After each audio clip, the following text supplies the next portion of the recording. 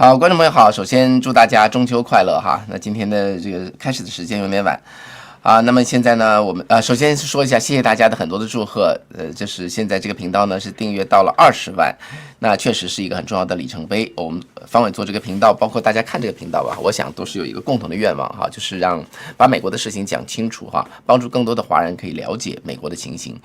今天美国仍然是世界上的领头羊啊，或者说是非常非常重要的一股力量。如果美国出现问题的话，那整个世界就会出现大问题。所以呢，这个节目也很特殊，我们不仅是着重的是美国的新闻，而且着重美国的宪法知识，了解美国的一个根基和在这个当代是怎么样的变化。所以呢，我觉得看这个频道，那这个叫做订阅哈，以及转发，那对这个频道的成长都非常重要啊。我想它是超过这个频道单一的一个新闻频道的一个意义的。所以这么多这几年来吧，谢谢大家的对这个频道的支持哈。方伟在这里一并跟大家讲啊 ，Thank you very much， 非常谢谢大家。好，那我们今天呢，今天讲主要3个话题哈。今天相关的这个新闻，大的新闻比较少，但是呢，想讲3个相对比较深度的新闻。首先是说一下这个芝加哥，叫做芝加哥惊魂。是不是惊魂？真的是惊魂。在前天早晨呢，在芝加哥的街头出现了10辆车组成的一个车队，在跟踪联邦的边境特工。我把它边境特工就叫做 ICE 好吧，叫做边境和边境和这个边境保护局嘛。那么这些特工到达芝加哥西南部的一个地方叫做Brighton Park 的地方，停下车。然后特工下车的时候，这10辆车就围上去哈，居然驾车堵上去冲撞这个执法的特工。然后呢，有的人呢还甚至亮出半自动步枪。那特工当然面对这种威胁，那绝对不会客气了，立刻就拔枪反击哈，就是顿时就枪声响起。然后枪声过了之后呢，特工没有受伤哈，没有任何伤亡，但是有一个参与围攻的女性。被打伤，然后他自己就开着车跑到医院去就医。这是一件在美国从来没有发生的事情。大家知道，美国确实哈，民间有4亿条枪，所以美国老百姓都是有枪的。而这个叫做这个怎么讲呢？叫做民间直接跟执法人员在这个叫做在枪支上对峙或者攻击执法人员，这是在美国几乎是没有发生的事情。所以呢，这件事情在芝加哥现在就发生了啊，这就是目前哈，在芝加哥还有另外一个非常热点的城市，就是波特兰所发生的这个叫做双方激烈冲突升级的事情，都在持续的发生之中。那另外更离谱的是什么哈？国土安全部长诺姆在昨天接受福克斯新闻采访的时候说，他说安提法正在针对 ICE， 就是移民跟海关执法局的特工悬赏追杀。他说他所掌握的情报是这样的，每个特工都被标了价，如果绑架一个联邦边境特工的话，赏金是$2000；如果杀害一个人的话，赏金是$10,000。那你说他在什么范围内搞这样的一个悬赏呢？是在安提法自己的秘密网络中流传。安提法其实在全国各地，我们现在不知道它的下面的网是什么样的，希望这一届的 FBI 能够把它查得清清楚楚。但是安提法确实是一个，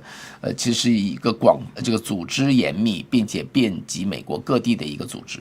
所以我以前跟大家这个打比方哈，就好像是一个特工队哈，这么一个这个身份或者这么一个角色。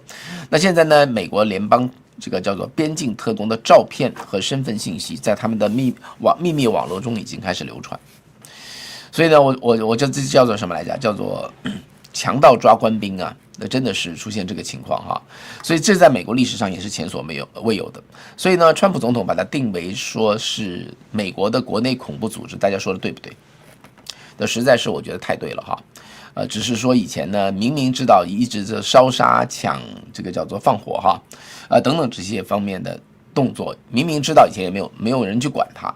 那现在呢，川普总统就是不一样了，现在一定要去管，那管它就激起它的一个反弹。但是呢，这个反弹会起什么样的作用啊？这个反弹只会起这个加速安提法的，我觉得它的覆灭这么个过程。因为美国的联邦执法的力量，那当然是没有办法有任何势力或者任何单位可以挑战。所以这件事情呢，就是只会引发安提法更糟的结果。但不管怎么说吧，大家要值得注意的就是背后操纵安提法的力量它又是谁？那么这个力量这是真实存在的哈。现在想跟大家讲的是关于这两个地方，一个是波特兰，一个是芝加哥，它面临的就是说，那现在呢，川普到底有没有办法摆平这两个地方？因为这两个城市是代表着美国很多的大城市里头的存在的严重的治安问题，以及说这个边境特工在驱逐非法移民或者抓捕非法移民罪犯的时候所面临的这样一个抵抗，甚至于一个暴力的反击。好，那现在是这样的哈，在这个另外一个城市就是波特兰，波特兰呢也是这个它的边境叫做边境管理局的大楼，那周边几乎被这个安提法完全占领，已经占领了100多个晚上了。而这个波特兰本地的警方可以说是完全不管，所以呢，川普呢日前就是前天决定调动叫做俄勒冈州的国民警卫队进去，就是基本上的意思就是我要调联邦的力量进去做警察，既然地方的警察不帮忙。但是呢，这个事情马上就被一个联邦的地方法院的法官给挡住了。挡住之后呢，这个川普就调加州的国民警卫队过去。因为加州川普已经上次在洛杉矶的骚乱中，川普派了4000个国民警卫队进去还有这个700个海军陆战队。然后呢，那当然这个调动肯定是本身是没有问题但是纽森也是非常的不高兴，就说这样的话又是在叫做他就违反他的，因为加州国民警卫队传统上都是要州长点头，然后这个总统才去调动。那川普现在不管那一套了所以在加州调兵也没有去经过纽森的同意。但是呢，这件事情就被告上了，也是告上了联邦法院。所以围绕在洛杉矶的一套这个叫做法庭战，已经打了大概2个多月了。那同样的这个法庭战，现在在这个俄勒冈再次发生。好，我们先说俄勒冈发生的情况。结果呢，俄勒冈这个法官就说我昨天不是已经下令俄勒冈的国民警卫队不能调了吗？你怎么可以又调加州的？我昨天说的话你没听见吗？就当庭呢斥责川普的司法部的官员。那结果呢，这个加州，然后就叫停加州。那叫停加州之后，川普就去找德州，说德州你们这个给我国民警卫队。德州州长就签字了，我给你400这个加州本来是300，德州给400的国民警卫队。因为美国的红州嘛，那贡献他的国民警卫队帮助在俄勒冈执勤，他们是没什么犹豫的。但是德州的国民警卫队的调兵又被这个法官挡住，所以呢，等于是连挡3次川普现在是不是没办法了这就是目前的存在的一个非常激烈的一个法庭上的一个情形。那法庭上的情形怎么回事？我跟大家说一下这件事情背后它的存在的问题到底是什么。我们说2层问题，第一层就是说没有经过州长调这个州长的兵，这点呢，首先这是一个很小的问题。那法院显然已经支持川普通过这件事情，它不是个事儿。那另外呢，从红州调的话，那红州州长也不会不支持这个问题不大。第二个问题是一个很重要的一个东西，叫做 Posey Comitatus Act， 这叫做治安维持法。根据这个治安维持法它这1878年所订立的一个法律，它禁止美国政府联邦政府在国内执法中动用联邦军队来从事叫做逮捕、搜查、人群控制或者支持这个民用的叫做国内的警务任务，不可以做这个事情。这个原因是怎么回事这是有一个历史来源的。当初在美国内战之后南方邦联战败之后，那联邦军队当然就进到南方，对不对？在南方实际上实施的就是军事占领。在军事占领期间呢，那就除了保障黑人的这个叫做解放黑奴吧，让黑人可以这个自由，以及说保障他们的选举权、财产权和生命安全之外，那联邦军队在南方同时扮演了维持秩序和维持这个新的法律实施的角色。也就是说，联邦军队当时在南方是扮演地方警察的角色。那这个角色当然了，就跟南方的民众和这个白人政客持续产生政治摩擦。他们认为怎么可以军队在我们这里持续的占领呢？这是一种军事压迫。因为美国战后嘛，当然这个南北双方国家要重新凝合，所以呢，其实赶紧把军队撤军，把南方的治安留给南方人自己，这确实也是北方的一个同样的意愿。所以双方在1877年就达成一个妥协，叫 Compromise of 1877。那也就是说，联邦呢从南方撤军，那么这个重建时代结束就是战后有个叫做 Reconstruction Era， 就重建时代结束。那我们把南方的政权重新归还给你，因为重新大家都回到美国的一个整体嘛。好，结果呢，在第2年1878年那南方的议员就推动刚才说的这个 Posey 这个叫做什么来着？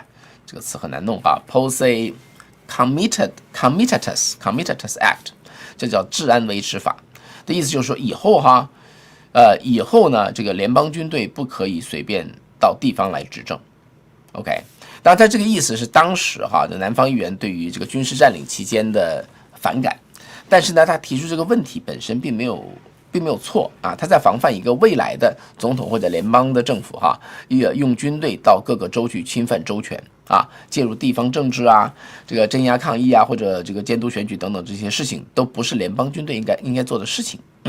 这一点呢，在宪法意义上是符合宪法的基本精神的宪法是做一个分权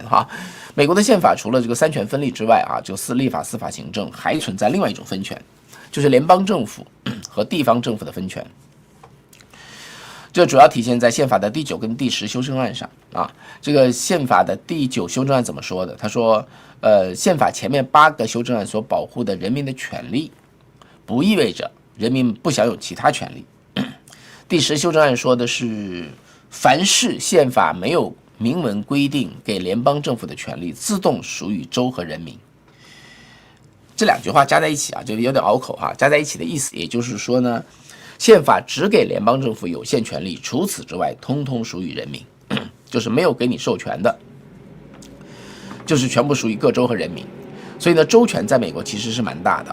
是这么个情况。所以呢，防范联邦政府侵犯州权，这是2党的共识，也是南北双方的共识，只是借着当时就是通过了这么一个法律就刚才说的叫做治安维持法。因为这个缘故所以呢，这个叫做联邦的军队，包括国民警卫队在联邦化之后也被认为是联邦的军队虽然它的建立是来自于各州的所以呢，他们就不能够随便进到各个城市去维持治安。但现在川普最想做的就是维持治安，对不对？所以呢，我再回到这个加州所以在俄勒冈将发生的法庭上的战斗，在加州已经完全发生过一轮了我跟大家说一下加州发生这一轮战斗是什么个情形。那么在8月份的时候呢，这个川普派兵进到洛杉矶这一带的时候呢，当时呢，这个一个联邦法官叫做 Charles Breyer，Charles Breyer 是一个克林顿任命的联邦法官，他就是现在的那个后来的大法官最高法院大法官 Breyer 的弟弟然后呢，他就马上判川普输掉这是说错了，不是8月份，6月份马上判川普输掉，结果川普马上向这个第9巡回法院上诉法院去上诉，上诉法院就判了一个 stay。 什么叫 stay？ 就是川普这个事情暂时可以有效，你再仔细审，在审的期间可以有效，川普的兵就派进去了。然后呢这位 Breyer 呢，这个审来审去审了2个月，在8月份正式判决说川普输掉，正式判决川普输掉输掉之后呢，川普再去上诉之后，上诉法院又说再挡住，说我们定下来之后再说。从那到现在最高这个上诉法院啥也没做，他的那个 stay 就是继续有效，就是临时有效。所以到了现在呢，这个兵驻扎在洛杉矶就一直没有问题后来就开始撤兵，因为弹压下来之后嘛。所以呢，基本上就是一个拖字。低级法院川普输了，中级法院说这个临时可以执行，直到我没有结果一直就是没判的原因呢，就是因为这是一个很大的难题同样的难题也在面临这个奥瑞冈的这个法院将面临的情形。其实奥瑞冈跟这个叫做洛杉矶都是在美国西部都是由第9巡回法院所管理的，所以再上诉去的话又跑到第9巡回法院去。 OK， 当然你说那第9巡回法院是不是如法炮制也不一定。你知道每次上诉它都有不同的一个上诉的一个叫做法官群，这个法官群是3个人组成2票做决定那么俄勒冈州的上诉到第9巡回法院是哪一个法官群，就不一定前面那个法官群了，所以你也很难说结果会怎么着。好，那么这件事情就是反映到美国的政治现实，它的这个变化到今天已经不是当初想的那样了。大家想想，当初这个美国军队退出南方，并且整个国会同意通过你这个治安维持法的时候，是因为南方已经叫做什么来着？这个不叫四海静平吧，起码南方是静平了，南方的警察呀，各方面都尊重美国宪法等等之类的，对不对？有警察维持治安，联邦军队还去干什么？那不是去抢夺权力吗？但现在的问题是什么？现在是地方不配合，地方的警力不起作用，那怎么办呢？地方警力不起作用，联邦军队又不能进去执法，那怎么办？所以这个情形是前所未有的事情。最终呢很可能还是要打到最高法院啊，所以到最高法院会怎么判 ？Well, I don't know， 我不知道，这是最高法院从来没有遇到的事情。但是你要问我的 gut feeling 的话，我觉得最高法院会站在川普这一边。最高法院现在积累了很多很多的案子啊，大家知道哈，川普做一个事情，然后被告上法院，然后就被这个初级法院判输掉，然后呢，川普马上告到最高法院，最高法院就说临时川普可以做，以后我们再来判，像这叫做临时的 stay 哈，这个东西现在已经经历了20多项，最高法院几乎全部判川普可以临时执行。至于说他最终将怎么判，现在就一个个开始排出来了哈，所以往下最高法院的诸多动作将是非常引人注目的事情，这都会决定整个川普时代以及后川普时代。就假设还是另外一个这个 MAGA 的总统上任的话，就那叫做后川普时代，整个美国的国策，它的这些国策能否实施的问题。所以往下最高法院将非常值得大家详细的了解哈，但现在呢，我们所知道的就是最高法院在临时判决上，几乎95%以上全是倾向于川普的，所以呢，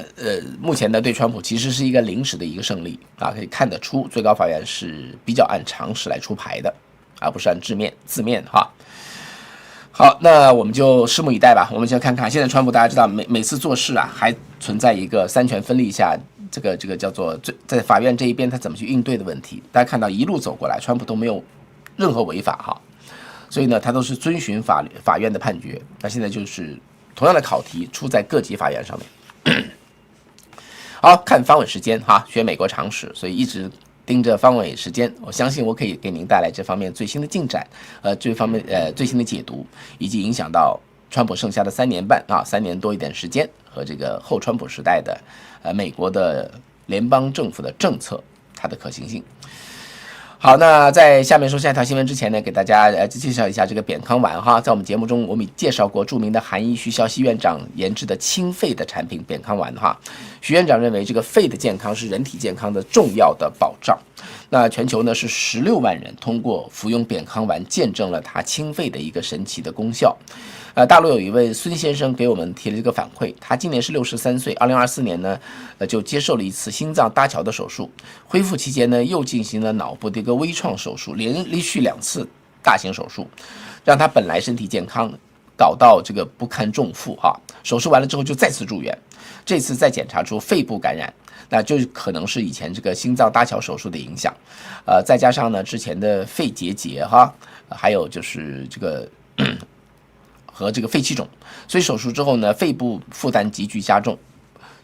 再出院回家的时候，走几步都大喘气儿。在2024年的8月16号起，孙先生开始吃扁康丸，几个月之后呢，他的咳痰和这个湿疹都有很大的改善，走几步路都会气喘的症状就明显的好转了。再到后来呢，他每天都会下楼进行一段时间的走步运动，这一切的这个变化都让他太太跟儿子觉得很高兴啊，说天哪，真是这样哈！一家人都非常认可扁康丸带来的身体变化哈，对扁康丸的信任也是每天都在增加，感觉很感恩。现在到了中秋之际，为了感谢大家的支持呢，扁康丸就推出了中秋送礼活动。那9月10号到10月6号期间，讲的是今天最后一天哈，每购买1瓶扁康丸可以获赠1颗，这是扁康丸啊，可以获赠1颗普瑞堂的玄宝黑参的原参啊，就这样子。那今天是最后一天，所以就不要错过哈，大家这个抓紧时间这个机会。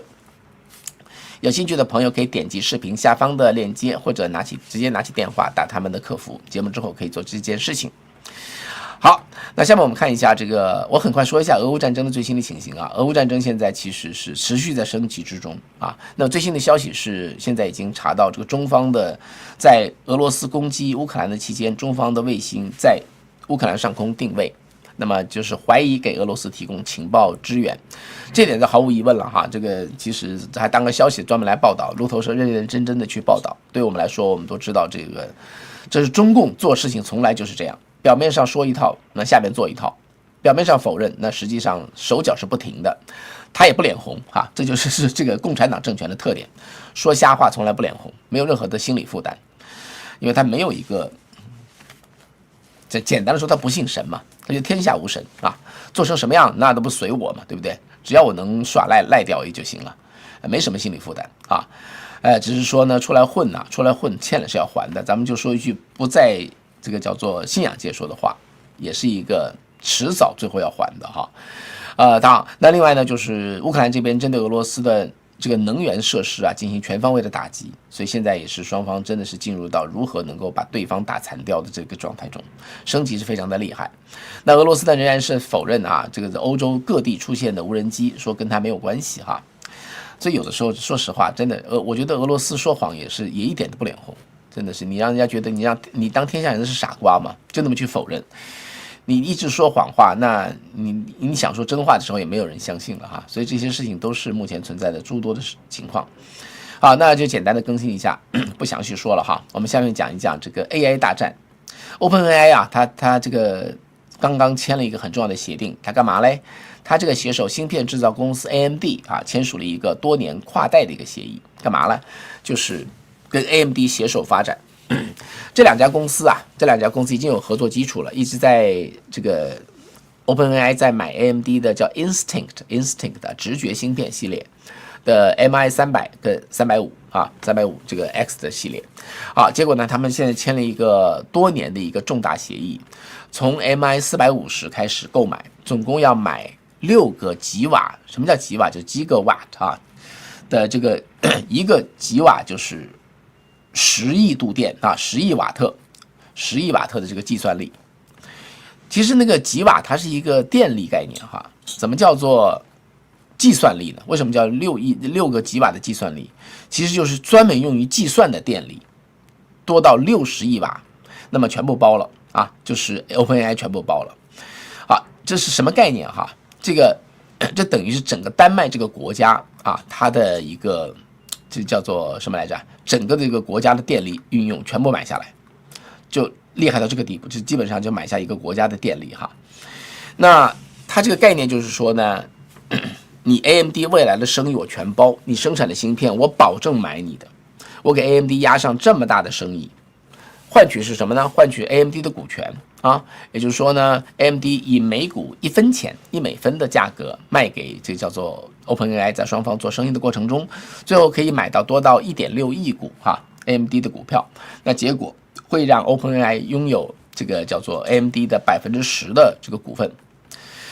那么这个交易可能是值数百亿美元，甚至于数千亿美元哈。结果是什么啊？结果是让 AMD 可能因为有这么一个超级用户，而成为首个在 GPU 就是图像计算芯片嘛，对吧 ？GPU 领域真正能够挑战这个英伟达的芯片霸主的竞争对手，这就它可能存在的意义哈。AMD 的首席执行长苏姿丰哈也称这个合作是双赢，而这个奥特曼呢则称之为生存。他说很难夸大我们获得足够算力的难度。也就是说呢，现在 AI 是4大天王嘛，对不对？最领先的就是这个叫做 OpenAI 和 XAI。那双方呢在抢的一个东西就是不断的去取得足够多的计算力。大家知道我每天用 AI 越来越多，对不对？经常放 request， 这个用量越来越大的话，背后都意味着这个算力。这个算力最后就是有足够多电力支撑的这么一个计算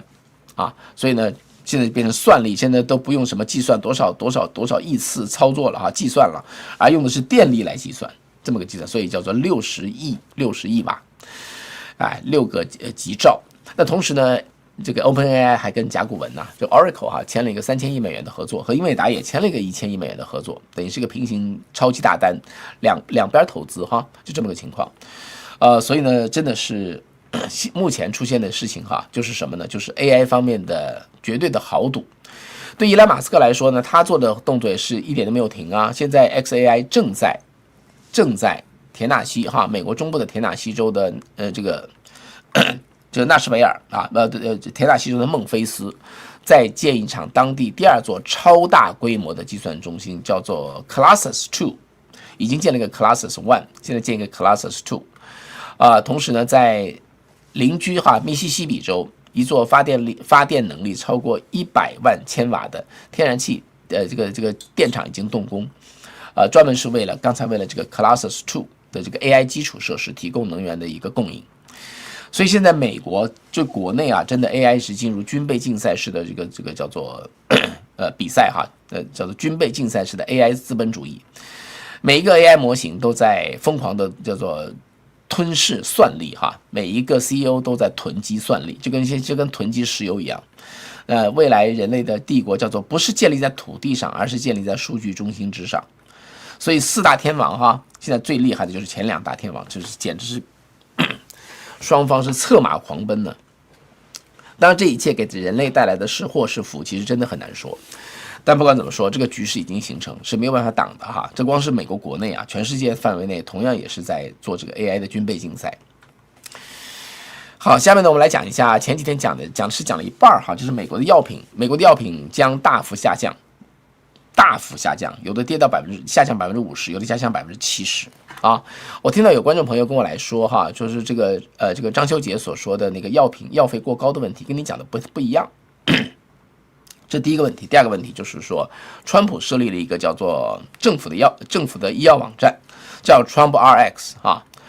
那川普时代政府去办医药网站，是不是在介入经济？川普还在奉行美国的自由经济和美国建国的叫做原则吗？这两个都是好问题哈。我看了一下张修杰的那个节目哈，其实没有跟我讲的不一样，但是呢，确实是一个互补。他所讲的东西我没有讲啊，但我讲的东西好像他也没讲，但我没有看张修杰所有的节目哈，因为我当时跟大家讲的这个药厂的这个美国的这个叫做成品药，主要是处方药和品牌药，那一般的那种泰拉诺之类的哈，大众药那美国并不太贵，就是处方药跟这个品牌药这两个药，那么会大幅下降。那川普怎么让它下降呢？三个动作，第一就是提高外国药厂的关税，或者美国的药厂到外国开厂它的这个关税。第二呢就是逼着这个叫做药厂要给美国最惠国待遇。这个最惠国是美国的国会的一个概念哈，它是拿它当比方，不涉及美国国会的因素。就是说呢，各国为什么药都那么便宜，比美国便宜很多？因为他们政府出面跟美国的药厂谈判啊，你要我这个国家，你要我英国的市场吗？你就得接受给我一个深度折扣。所以呢，这样谈下来的话，因为对那些药厂来说啊，各国的骨头难啃，美国的肥肉好吃，美国没有这一出嘛，对不对？那当然，那就让那就美国的物价上去，药价上去，别的国家下来，反正最后生意做成也就行了啊。那川普说 no 啊，美国也得拿到最惠国，你谈的最低价就是我美国要的价钱。这招很狠啊，就变成说本来是外国的骨头难啃，美国的肥肉好吃，美国一夜之间变成最难啃的骨头，因为你跟外国谈的那个最低价是我美国的价钱，自动变成我美国的价钱，所以呢，因此呢，只好去啃外国的骨头，外国的骨头相对来说反而变得还好啃一点，就这样逼着药厂跟各国政府重新去谈判，所以这就是为什么结果呢，这个药厂的股价还上升。因为给他了一个正面的市场，这个市场压力。当然，你这里你要这个来问川普，不是川普来问方伟哈，川普这么高不是这么搞，政府介入不是在介入自由市场吗？不是的，因为外国的政府已经介入了。当外国政府已经介入的时候，你再不介入，那就是没有常识所以呢，就是川普介入进去之后的原因，只是因为平衡外国的这个叫做。的介入这就跟关税是一样的。你会说关税是反自由经济的，是吗？字面上是，实际上不是。因为川普为什么要这个祭出关税？因为各国已经在祭出关税了，已经在做这个叫政府各种各样的出口补贴啊，操纵这个叫汇率等等之类的就是各国不守规矩，你还守规矩，这就是没有常识所以呢，美国树立关税是为了回应各国的自我保护。最后就形成一种平衡但最后叫做相邻国家最后是不是还会降下关税，重新成为区域性的自由市场，或者有限国家之内的自由市场？在我看来，那几乎是一个将来一定会出现的事情。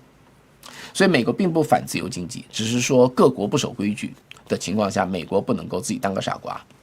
它得应时而动，针对具体事实来动。同样的事情就反映在这个药品这个问题上。所以呢，当然第三个川普打下药价的原因呢，就是集体谈判，对不对？美国的 Medicare 跟 Medicaid 也得跟药厂谈判，把价格谈下来这也是一样就打破美国的这么一个垄断。好，但是呢，张修杰讲了一个我没有讲的道理，就是说美国国内的价格美国的国内不是自由市场吗？自由市场怎么会没有把药价拉下来？因为它存在垄断现象。保险公司跟药厂之间呢，从60年代开始出现了一个中间商，这个中间商叫做药品福利管理方，Pharmacy Benefit Manager 哈 ，PBM。这个 PBM 呢，左边代表保险公司，跟右边跟这个药厂谈判，结果因为历史上的原因，它的权力越来越大啊，因为它这个 PBM 啊，它的收入是拿回扣的啊，按比例拿回扣。这个回扣如果是药厂，如果是这个保险公司拿的话，那就合理，因为保险公司你给我谈的越便宜，你给我立的功越大，我给你回扣越多，对不对？但是还有一种拿回扣的方法是从药厂拿，从药厂拿按比例拿呀，那什么意思啊？那就是这个谈的这个价钱越高，它的比例不是越高吗？所以呢，他现在从60年代开始，他的叫做 commission 啊，回扣是从药厂拿的，这是一个很大很大的问题。结果呢，就是他就把价格往上提啊，往上抬，抬的越多，他的回扣越多。那为什么不能改呢？那这个保险公司为什么一脚不能把它踹掉呢？因为他已经在历史上走到今天，他坐稳了中间地位，两头巨大的客户群全在他手上啊。如果药厂不干，他找另外的药厂，那这家药厂能怎么办？如果这家保险公司不干，他找另外的保险公司啊，由他来这个去。叫做什么换掉，去找那些医院跟诊所，所以那个保险公司怎么办？所以呢，在目前的局势下是没有第二家保险商的啊，中间商的，只有他一家中间商，这就是一个垄断的现象哈。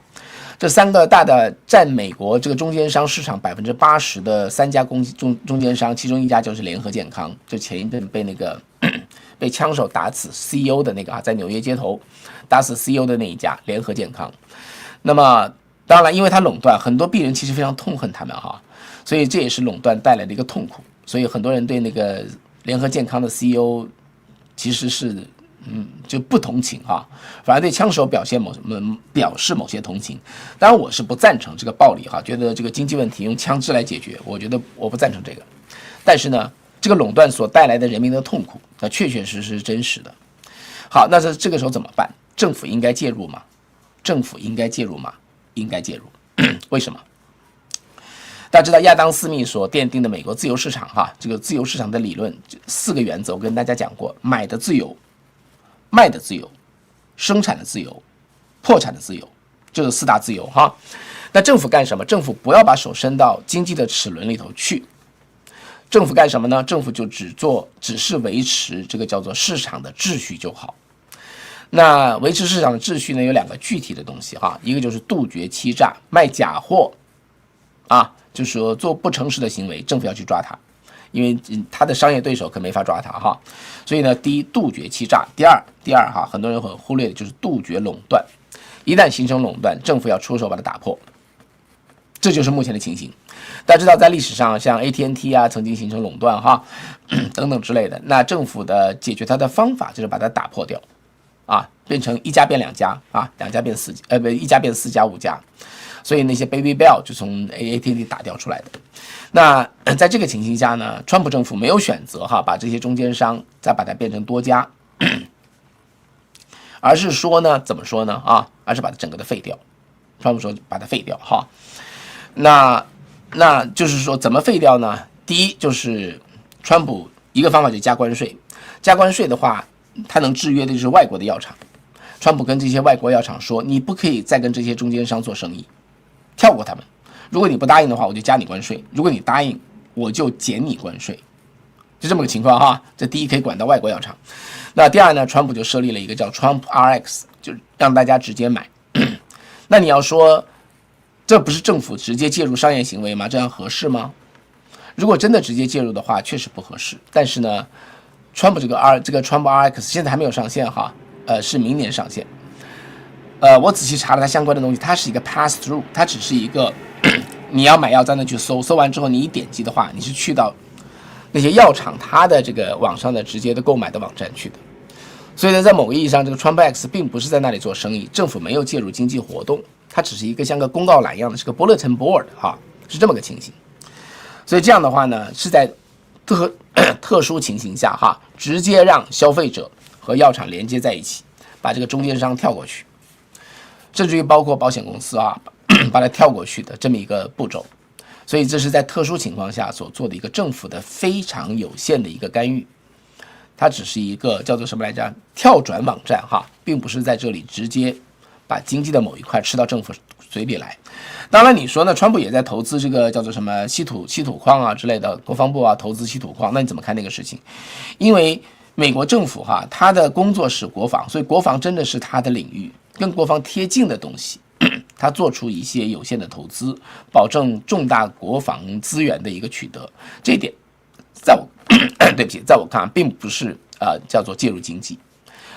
也就是说，他的动作是非常有限的，不会影响到整个经济的盘面啊，这是我的看法。所以呢，那些情况其实是做例外的处理。所有吧，从举凡从关税到 Trump RX， 我觉得这些动作都是在政府已经不断在介入的情况下，或者垄断出现的情况下，这个川普政府所做的一个有限的一个动作。那从长远呢，我认为他会退出去。那我们就看吧，以后看情形怎么样，好吗？好，那今天就是给大家讲一下这几条新闻。好，感谢大家的收看。那结尾的时候呢，喜欢方伟节目的观众朋友，请大家能够记得订阅哈，还有点赞、转发给更多的朋友。那另外呢，今天是这个扁康丸促销的最后一天啊，就今天如果买的话呢，可以送这个玄宝黑参一支。好，大家可以抓紧最后的这点时间，好吧？利用这个机会。好，中秋节快乐，我们下次节目再见。今天跟大家说一下，晚上呢我会公布一个叫做《天方夜谭》的一集哈，我们会讲到这个我跟张天亮关于美国政府关门的一些探讨。好，还是一样哈，订阅的观众朋友就可以得到通知，所以不要忘了做这个事情。如果还没有订阅的话 ，OK， 那这样了，感谢大家的收看。好，我们下次节目再见喽，晚上再见，拜拜。